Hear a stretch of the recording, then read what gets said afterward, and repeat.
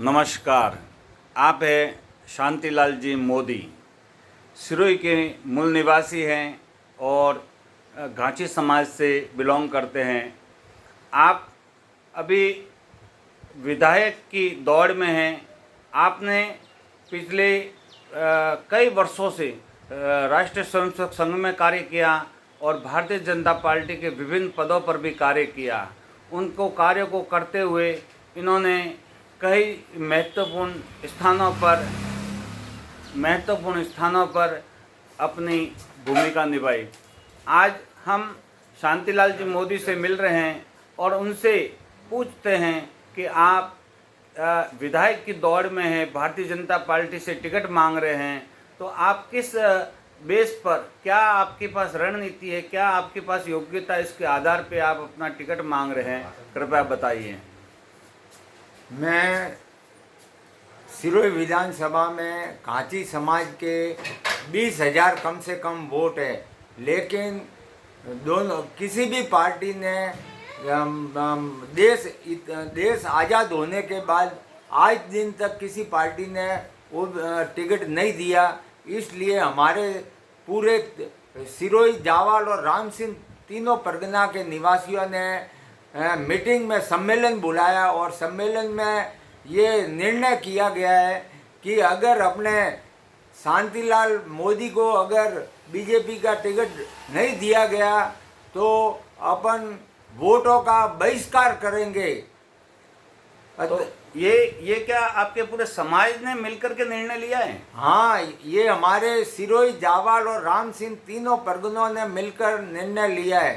तो ऐसा कि क्या भाजपा ही टिकट दे, कांग्रेस से टिकट नहीं मांगा आपने? नहीं, मैं कांग्रेस से बिलोंग नहीं करता हूँ। मैं ओनली संघ का समर्पित कार्य करता हूँ और संघ के प्रति निष्ठावान हूँ। और बीजेपी से ही, नरेंद्र मोदी से पिछले 30 साल पहले फालना छात्रावास में जब ये राष्ट्रीय महासचिव थे, उस टाइम भी उनसे मिला हुआ हूँ। परिवर्तन यात्रा में आबू रोड से अंबाजी यात्रा, गौरव यात्रा में, वहाँ भी मैं पैदल साथ घुमा हुआ हूँ। तारा भंडारी एमएलए के टाइम हवाई पट्टी पर भी मैं नरेंद्र मोदी से मिला हुआ हूँ। ओटाराम जी देवासी के विधानसभा के समय नरेंद्र मोदी के बड़े भाई श्री सोमा भाई मोदी के साथ मैं चुनाव प्रचार किया हुआ है। अतः अब मेरे से सहन नहीं होता और अब मैं घाची समाज से उम्मीदवार बन के रहूँगा।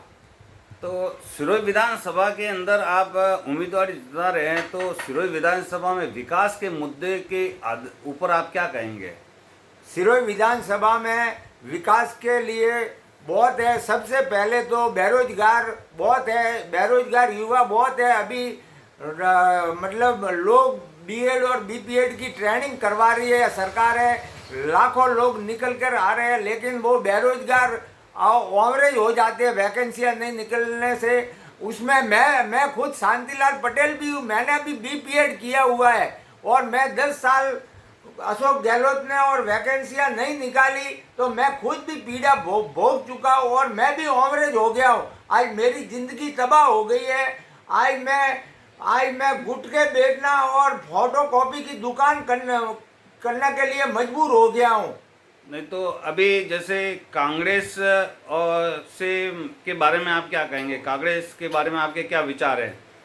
कांग्रेस के बारे में कांग्रेस ने लोग लुभावन लोगों को वायदे किए हैं, कुछ मोबाइल भी दिए हैं और नरेगा का नगर पालिका में काम किया है उसमें भी धांधलीपंती हुई है और कई लोगों को मोबाइल मिले और कईयों को नहीं मिले, इसलिए वो आपस में गली गली में झगड़े हो रहे हैं।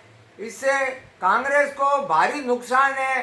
कांग्रेस अल्पसंख्यकों की पार्टी है। सिरोही के अंदर तो संयम लोढ़ा और कांग्रेस एक ही है। कांग्रेस को तो संयम लोढ़ा को तो कांग्रेस, तो आप संयम लोढ़ा के लिए क्या कहेंगे? संयम लोढ़ा के लिए मैं क्या कहना चाहता हूँ, संयम लोढ़ा को मैं 25 साल से जानता हूँ और संयम लोढ़ा ने पिछले टाइम में क्या काम किया है वो सब पूरे सिरोही और शिवगंज विधानसभा क्षेत्र के सभी लोगों को मालूम है कैसे कि भ्रष्टाचार और जितना भी पैसा आया है उसमें भ्रष्टाचार भी हुआ है, पहले भी भ्रष्टाचार के आरोप लगे हुए हैं इन पर। अतः मेरे से लोगों से निवेदन है कि लोग सोच समझकर और अपना हिंदूवादी भावना और मोदी जी के जो काम हैं, जैसे प्रधानमंत्री जीवन बीमा, प्रधानमंत्री अंत्योदय योजना है और किसान सम्मान निधि योजना है, जिसमें 2,000 12 महीने के 6,000 आते हैं। यदि आपको टिकट नहीं मिलता है तो उनकी ऐसी स्थिति में योजना- आप क्या करेंगे? अगर टिकट नहीं मिलेगा तो मैं पार्टी का जो भी आदेश होगा उसका पालन करूंगा और पार्टी के प्रति एक कर्मठ कार्यकर्ता के रूप में काम करूंगा। जय हिंद।